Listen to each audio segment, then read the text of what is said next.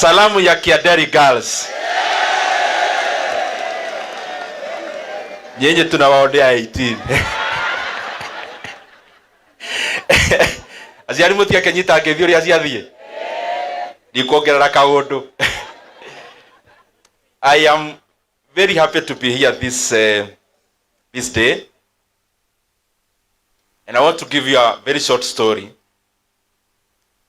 of a boy who was born in a family where his father was a carpenter living in a slum called Kiaguthu in Thika.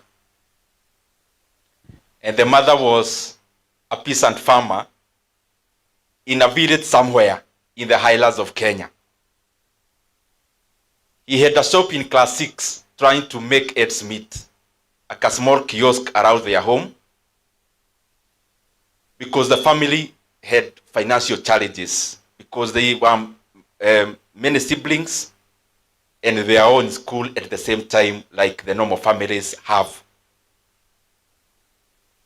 Na huyo kijana akafanya KCPE hiyo wakati wao, na akapata barua ameitwa shule ya kifahari, na wazazi wake wakafurahia sana ya kwamba their only son had been admitted in a very good school of repute. But upon perusing page 2 of the admission letter, wakaona majukumu ile ilikuwa ya school fees na ile ingine ya zile bidhaa tunaripoti nazo shule, na wakaona hawawezi kumpeleka hiyo shule, na wakampeleka shule iko karibu na kwao nyumbani, kwa sababu wangefukuzwa kwa school fees ama karo hangechukua muda mwingi kufika nyumbani, ndio wazazi wake waende wakasudhu mwalimu asome bila school fees. Huyo kijana akaenda hiyo shule ya karibu kwao, akasoma na akaenda university inaitwa Kenyatta University kama kijana peke yake mwenye alihitimu katika mwaka ile alifanya KCSE. Huyo kijana akaendelea na maisha yake na akafanya biashara after graduating from university, and later on akapata nafasi and he was elected as an MP in a constituency here in Kenya. The young man I was giving you the story about is the man standing before you called Nyoro, the MP for Kiharu. In the school he had been admitted but could not attend because of school fees is called Kiaguthu Boys National School. And therefore, pale pahali munaweka alumni na uvuba kwa unyenyekevu, munisongasogee tu kidogo hata mimi nikuwe alumni wa Kiaguthu Boys National School.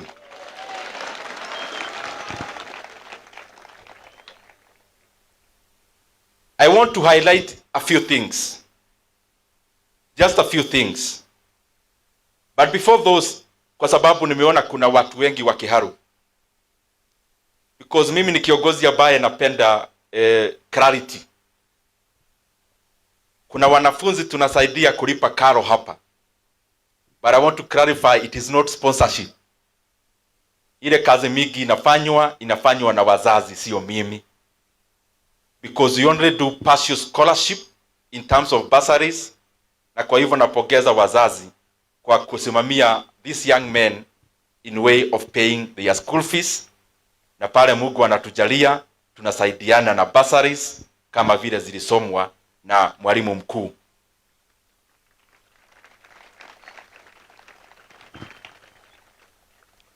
There are many things we have done in Kiharu, na kwa hivyo nataja hiyo kwa sababu nimeona close to a third of the people here are from Kiharu. Kiharu schools, all our public primary schools, which are around 112, they are fully renovated, fully built up, na shule zetu za Kiharu zote za msingi wanafunzi huwa wanakanyaga tiles chini, because all of them without exception ziko na tiles hapa Kiharu.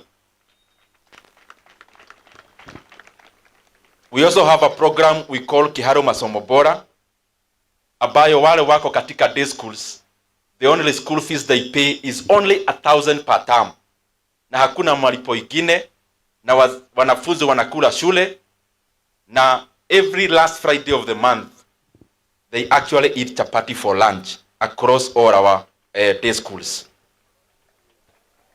Najua Kiaguthu wanasema wakue hapo, lakini hii ni national school. Hii sio day school. Nyinyi pengine tu upgrade kuwe pizza. Lakini hiyo tutaongea baadaye, because I like promising things that are doable. Now, I want you to listen. As a young man here in whichever form, the first thing you need to do as a young man in high school is, first of all, to define who you are.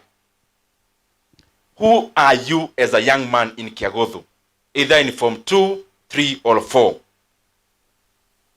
You need to first know who you are so that you actually know where you are going. Because people plant tea where the environment of tea can allow tea to thrive. The same with pineapples and all the other crops. You also need to realize yourself as a young man. Who are you? Na leo kuna baridi sana. Sijui kama ni mimi tu naisikia. Karibu niambie mwalimu aniwekee jiko hapa. I'm almost shivering. But let's continue. As a young man, the first thing you need to do at this age, you need to define yourself. What are your strengths as a young man here? Strength meaning, are you more a storyteller? Are you analytical? You need to identify your strengths early, now while you're in Kiaguthu. Which are your weaknesses? When you look inside of you and you analyze yourself, what are your weaknesses? You can use the subjects and the strengths under which you have in every subject to also know the kind of strengths and weaknesses you have. What opportunities do you have? You're already in a national school. That is already a good opportunity enough. And what are the threats? Some of the threats you have as a young man in any high school, including Kiaguthu, would be abuse, peer pressure. Those are threats. You are here as a plant. A plant has many threats. Inaweza kuwa ni mchwa, inaweza kuwa ni jua kali, inaweza kuwa many things. So you also need to look inwards and define yourself as a young man. The second thing, you need to know within yourself. Na unajiita mkutano mara mingi. Where are you going? You are here, but your work is not to mark time around. So, ni jani gani umechukua? Unaendelekea wapi katika maisha? Here you need to define what you want to be, and especially not just in terms of what you achieve in subjects, but cumulatively, holistically, the kind of a person you want to be in the next few years, the direction at which you are taking. Do you want to become a politician? Do you want to become an entrepreneur? Do you want to become a doctor? Do you want to become an engineer? What do you want to become? An academia, a professor? What ni nini hiyo unataka kuwa katika maisha? It is important you define that early. I wrote a book called How to Succeed in High School when I was in second year in campus in KU. And na hapa nyuma unaandika about the author. It's a book I authored when I was in second year in KU. About the author nikaandika Dede Nyoro ni mwanafunzi wa uchumi. Lakini the last sentence was, and his future, Kiharu, MP. And now I'm starting here as the current Kiharu, MP. Where are you going? Define that, write it down, because it is important. It is the journey at which you are traveling in your life. Why are you going there? That's the third point. Who you are, number one. Where are you going? Why are you going there? The reason why I ask you why you are going there sharing experience of many of us who have advanced kimiaka kuliko the young men here. I want to encourage you, as you choose what you want to do and where you want to go, also choose something that you enjoy doing. If you are good in physics, if you are good in biology, you are good in mathematics, then choose something that you already enjoy doing. If it's engineering, if it's area around medical, in school and also in practice, choose something that is already inherent in you, because you take less effort to do that which is already inherent in you. And in that also the second thing why you want to go there. Choose to go there because you want to provide solutions. You want to become an engineer, a doctor, a pilot, because you want to provide solutions. And a story is given, I'm sure you have heard about it, of a king who was called Oberon. And this king, kama hii njia yetu ya kutoka Kahuro kuja hapa Kiaguthu, ikawekwa udongo, like there was erosion. Na katika hiyo udongo, ikafunga barabara. So the barabara was semi-closed, partially closed. So the king went kwa bush akajificha kuona the behavior of people. Na ni times za kitambo. Hakukuwa na magari, kulikuwa na kitu inaitwa carriageway. Kama hizi tunaonanga zinavutwa. So the merchants wakapita hapo, wakaona barabara imefungwa, they started complaining why the road has been closed. Then there came an entrepreneur, a business person. Akapata barabara imefungwa na alikuwa na gari ya hiyo wakati inaitwa carriageway. Na pia yeye akaanza complaining. Then there came a peasant, a farmer and a businessman carrying a basket of vegetables. Akapata barabara imefungwa. Kupata barabara imefungwa, yeye haku complain, na munisikiza vizuri. Alienda akaweka basket chini na akaenda akatoa hiyo udongo kwa barabara for others to pass, na yeye pia pass vizuri. Lakini after kuondoa hiyo udongo, he saw a leather purse hapo chini. And inside there were some gold coins and silver coins and a note from the person who had put it there. Na ilikuwa inasema that the content in the purse belonged to the person mwenye alifungua barabara. Na ilikuwa signed hapo chini by the king. So the king alikuwa amejificha, akatokea na akacongratulate that young man. Na akampea zawadi zingine mingi. In life, seek to be a person who provides solutions.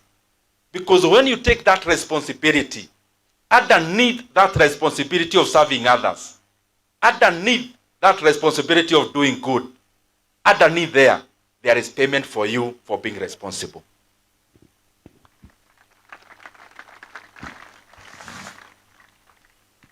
But I want to highlight a few things, basics. Zile nimeona mimi, and I'm sure our parents, if they got a chance, they would enumerate the same.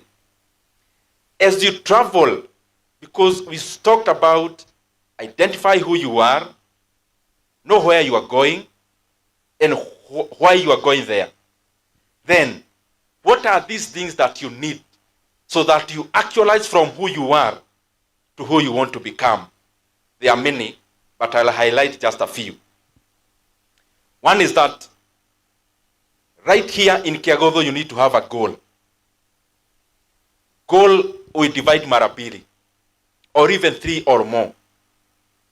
The first goal is the global goal. What you want to become in the next many years after schooling. That's the overarching goal. The other goal now is the kind of subjects that go alongside actualizing that. If you want to be a person who is an engineer in Google, in Microsoft, then you need STEM courses, science, technology, engineering, mathematics. The kind of subjects that enhance STEM in your schooling, then you should give them more weight. You must have a goal. And I want you to always picture, there is a time I was with a friend of mine. We had gone to Kisumu many years back after clearing campus. Na tukaigia boat kwenda kujienjoy in Lake Victoria. And the guys wenye walikuwa wana pedal the boat, wakati tumefika kule mwisho, wakatuambia ongezeni pesa, na wakachukua hiyo vitu ya kupedal the boat. So the winds would toss us in every direction until we had to say, ile mnataka tutaongeza. Always figure out, wewe in an ocean where there are torrents, there are strong winds being blown in every direction, and you are in a boat. That is what you become when you are in Kiaguthu Boys National School and you actually don't know where you are heading. You are like that boat with no rudder, just tossed around by the wind. And I don't think that is what we came here for. Number 2 is mentorship. It is important that even as you head where you are going, look for others who have traveled that route. You want to be a doctor? It is important as you break even over holiday, look for a doctor, befriend them. Because when you get mentors, you step on the shoulders of giants, and you are able to overcome many of the hardships they went through without necessarily encountering them. Mentorship entails many things. I am here as MP for Kiharu. I don't think it's coincidence that I do stockbroking today. Yet my first job that I got when I was first year in campus was in our former MP stockbroking firm, Honorable Kiharu, who was also former MP for Kiharu. I'm talking about mentorship. I associated with him then. I ended up being exactly what he was doing. He was doing stockbroking, which I do. He was former MP of Kiharu. I am MP for Kiharu. We were with him, with our governor. Hiyo wakati nilikuwa youth winger wa Kenya Karaoke. We were with our governor on Iroko Kangata.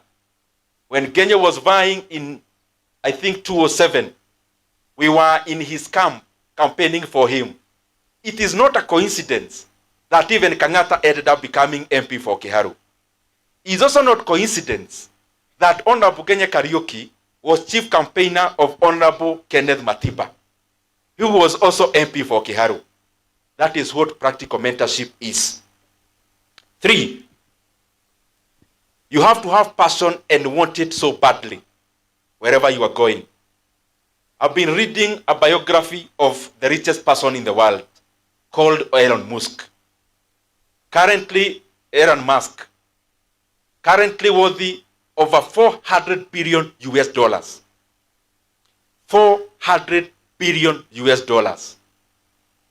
Meaning his worth is more than 3 times the Kenyan GDP.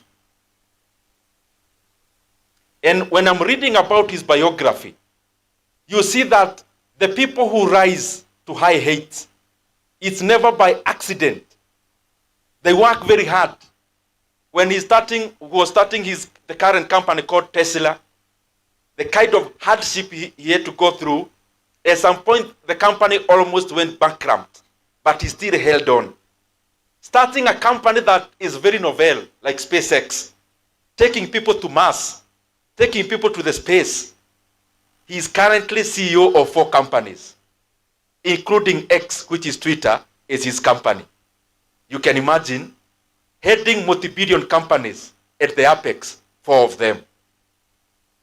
4, you need to understand your efficiencies as a human being. And this is what I mean. For example,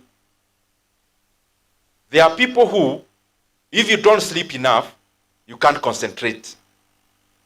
Sio vibaya kujielewa mapema, so that you know, and you even converse with your teacher. If you have uninterrupted sleep for 7 hours, you are more likely to be more effective. Understand yourself early in life. Na hizi vitu nawaambia tu si za hapa shule, ni za mpaka huko nje. So that you always act on your optimum. You always act where you have the highest capacity for the output. Napitia tu juju, I'm sure some of you are noting. Then you need to view the world in a positive manner. There are many of us who are already conditioned. And you know, a story is given of a young elephant. Ilifugwa mguu, ikafugiliwa in a very small plantation. When it was young, ikajaribu kujipull, it couldn't, because by then it had not developed in strength. The elephant grew, conditioned that it cannot break free. Ikakuwa mzee, ikakuwa adult elephant. It had strength to just walk through and break the rope ambayo ilikuwa imeishika. But it couldn't, because it was already conditioned that ikazunguka.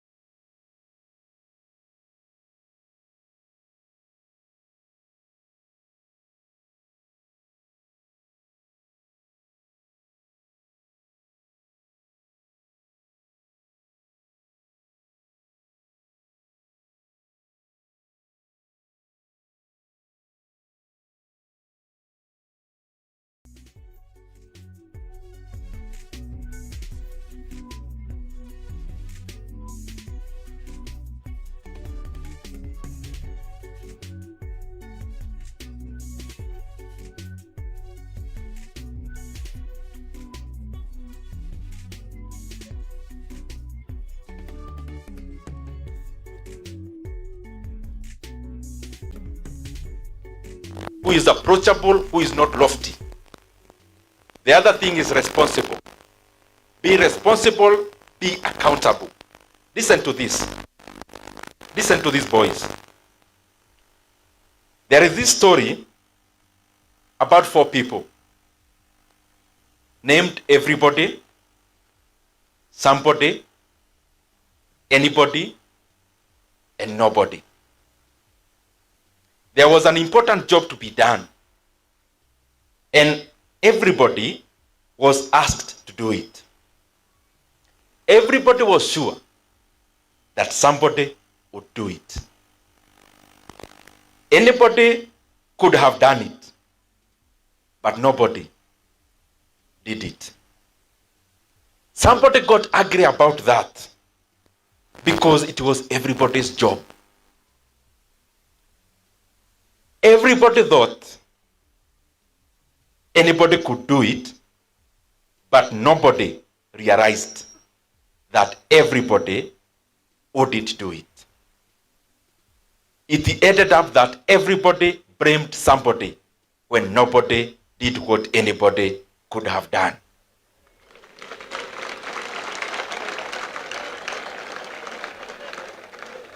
I want you to shout this as young boys from Kiaguthu. Shout this. I'll be that somebody. Shout harder for our parents to know that I will be that somebody. I will be that somebody. When you are at home, your parent has gone to visit, your auntie has gone to Sharks, those who are in Nairobi, you are left at home, you are in Sharks, your parent has gone to visit your uncle in town, you are left home. You have to be that somebody who is responsible, because responsibility starts there. The last one, you need to see opportunities and stop complaining. I'm not teaching you things about Kiaguthu, even out there. There was a shoe company back then, a British one, that sent 2 people to Africa to look for the market of selling shoes. They sent 2 people in their sales department. Wakuje Africa, waangalie market ya kuuza viatu. One of them akapeleka ripoti. Akasema, there is no potential there. Nobody wears shoes. 2 people. One has already taken the report, amekuja Afrika, hiyo wakati ya mababu zetu, hakukuwa na viatu. One took back the report. There is no market there. People there don't wear shoes. The second salesman reported back and said, there is massive potential there. Nobody wears shoes. One got people not wearing shoes and took the report using the same analogy. Nobody wears shoes. One saw the opportunity, the other one saw lack of opportunity.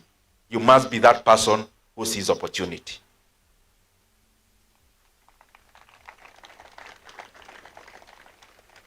As I go to the finish, listen to this.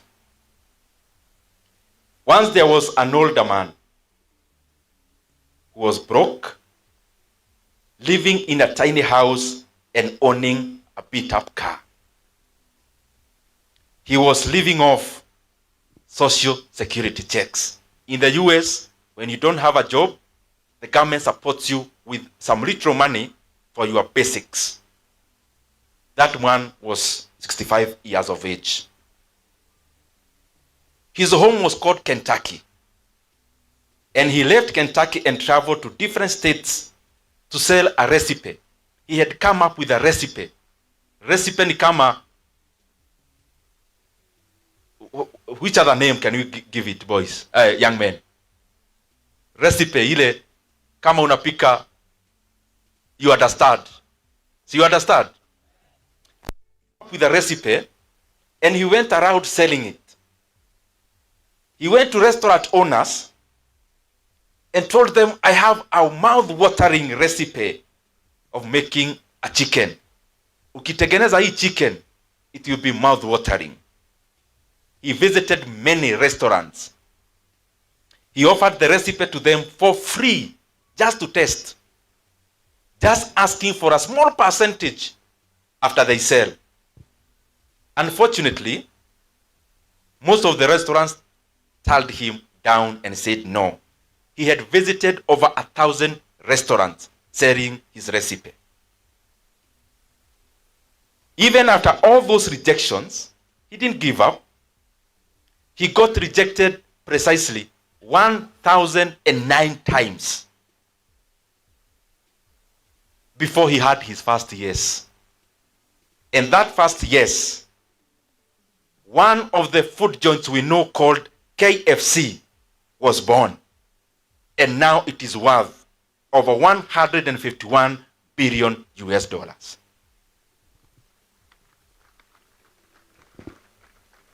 Young men, you have been trying that math, that physics. I want to ask you, in you pushing your grade from C to B plus and then to A, have you failed over 1,009 times? You are not yet there. So all of us here, however the handicaps you have faced in the past, whatever the conditions of our parents, whatever the situations of our current grades, we are all here as A materials.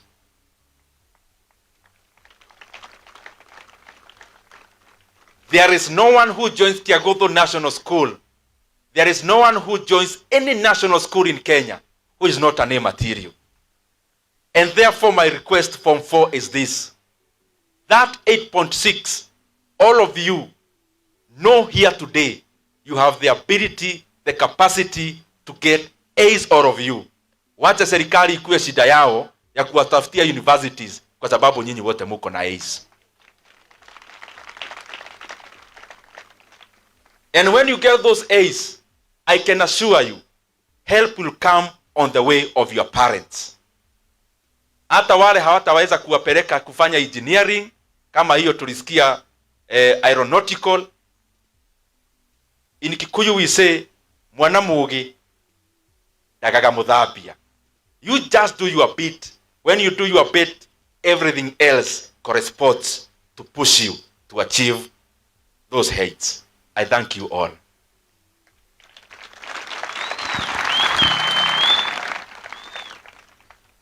But before I sit, huwa sikuji Kiharu sana sana na suti. Leo nimeng'ara, hata sijui kama mnaona hivyo ama ni mimi tu naona. Huwa sivai sana sana tai nikikuja kazi. But because today we are going to parliament, nikaona nitoke hapa kama nimeenda. And I say so because all of us as leaders, as parents, we have found it very, very disappointing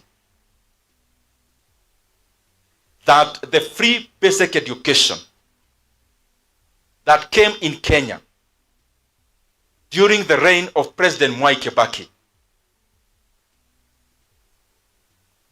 is now being annihilated by those who are in power now. And I want to address them specifically as an MP for Kiharu.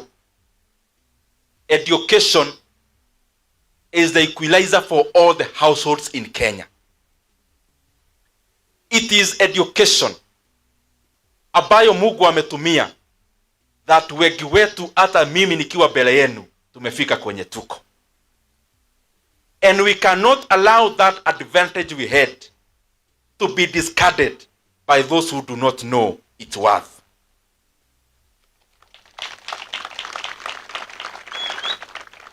Free basic education is a right for every school-going child in Kenya. It is not a privilege from any benefactor. It is a right. And it is education that polishes human capital, adds value to human beings and labor force, and helps the economies to grow. Indeed, even in many economic models, because that is my background, education and accumulation of knowledge is one of the factors that catapult economies forward. And therefore, for no avoidance of doubt, we are not going to allow anyone to play around with free basic education.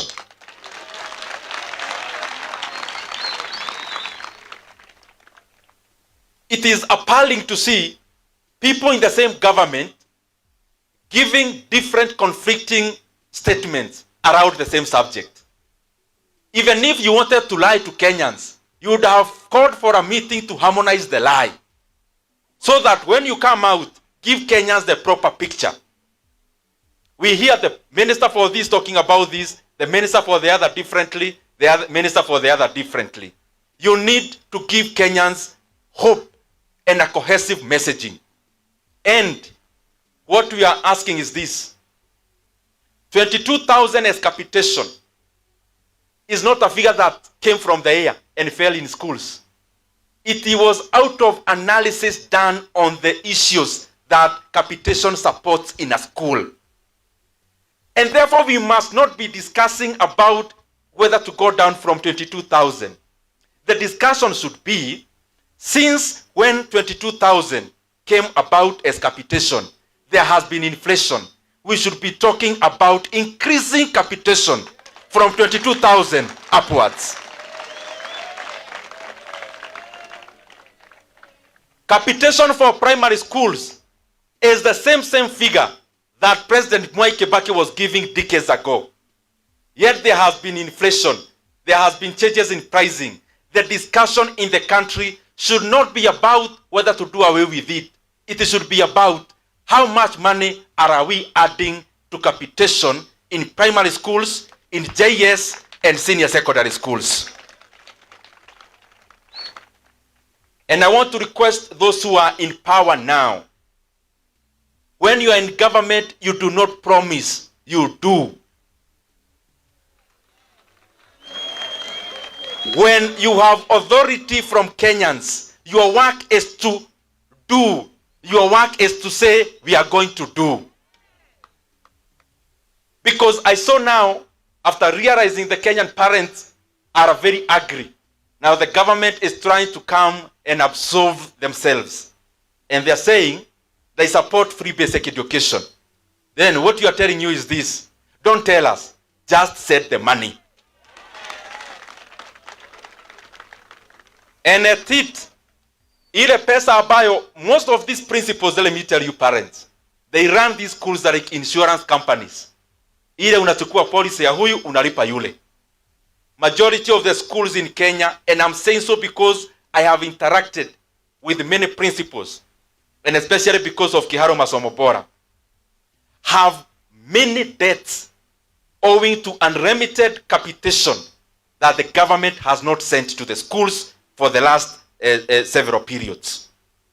Tunawauliza kwa heshima, shule zimeweka budget yao wakitumia 22,000. Tafadhali, even the arrears that are there, pay the schools so that the schools can pay the suppliers. Principals wetu waache kujificha wakitoka shule.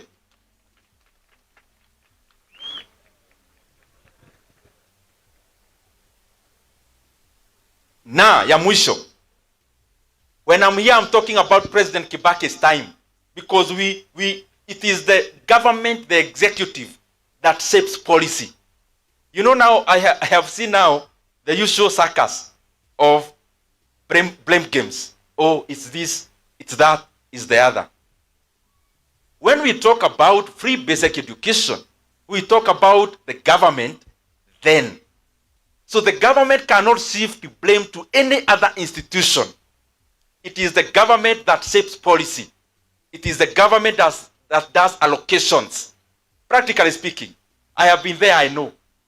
When the budgets are made, Parliament is only a conveyor belt. The buck stops with the executive. Please, reorganize your budget. Remove money from those areas. Many. Remove areas from those many areas, including endless renovations, including confidential funds. Remove the money for political management, like the one we are seeing people spending every weekend. Direct that money to capitation of support of our education. And please don't shift blame. Just do what is right because you know what is right. Just put money there. Kenyans are not interested in blame games, in shenanigans. Kenyans are just interested in the children of Kenya getting quality education. Na maundu ma drauga gwetio na gikuyu hanini. Maundu ma githomo kia buri. Tutigwitikira mundu ona omwe athake na githomo giki. Ni tondu micie miingi ciana ikinyete haria iri nginya nie ndugamite mbere yanyu ni Ngai guturathima ahetukire githomo-ini.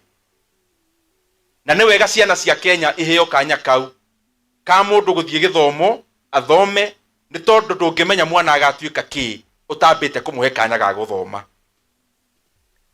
Namba 2, thirikari na aria me thirikari mamenye andu mena gukunja no mauge matanya moria mangienda kuhanike. Wira wa thirikari ti matanya, wira wa thirikari ni kuhingia. Kwa mutigatira mugitwira matanya, turatanya gwika uu githomo kia buri. Tumai mbeca mathukuru-ini. Na tigutuma mbeca tu, mutume mbeca iria ciagiriire, iria cie circular-ini, ciringi 22 hari mwana wothe we senior secondary school. Na mathire maria mangi mothe mutatumite, gutire there is no vacuum in financial management.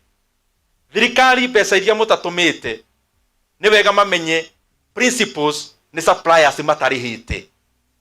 Tikuga ni harambe ciikitwo kuri andu matari arihe. Koguo ona arrears kana mathire maria thirikari itatumite ni wega tume niguo mathukuru mwaitu marani uria kwagiriire. Na ma mwisho ni tutige riu maundu maya ma blame games.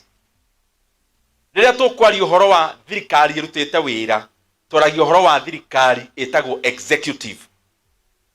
Na executive neo imenyaga uria budget ya bururi iguikara na kuria mbeca cia bururi igutwarwo. Tondu gutuagwo thirikari neo yorurire igitia kura ikiheana policies.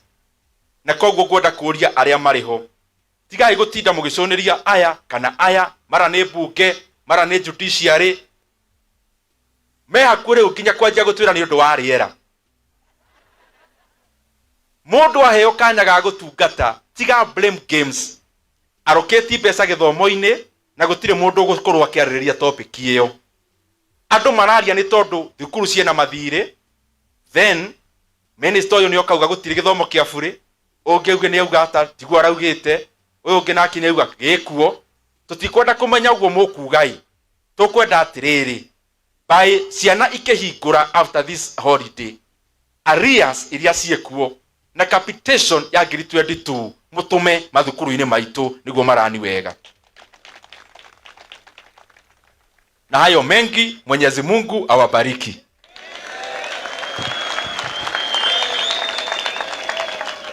Peterson Thuo kuja. Peterson Thuo president.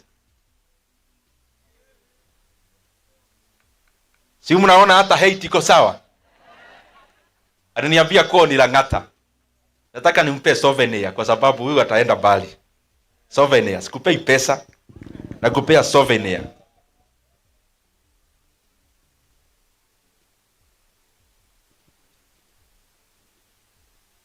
Hiyo unajua ni gani eh? Hebu waambie ni gani? $100.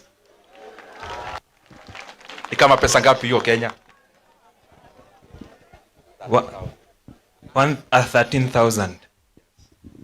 Hiyo, asante sana. Kuja bado.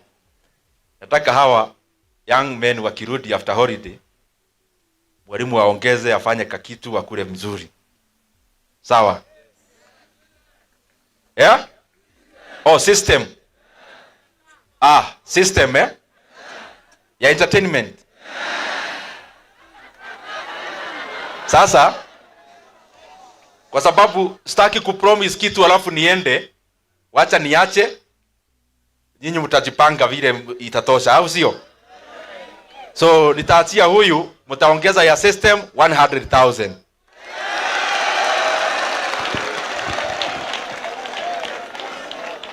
Asanteni sana, and to all the Form 4s and all the other students, as the MP for Kiharu where Kiaguthu is, I wish you God's blessings.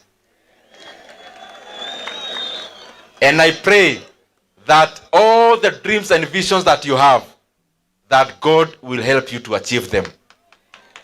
That you'll be responsible young men.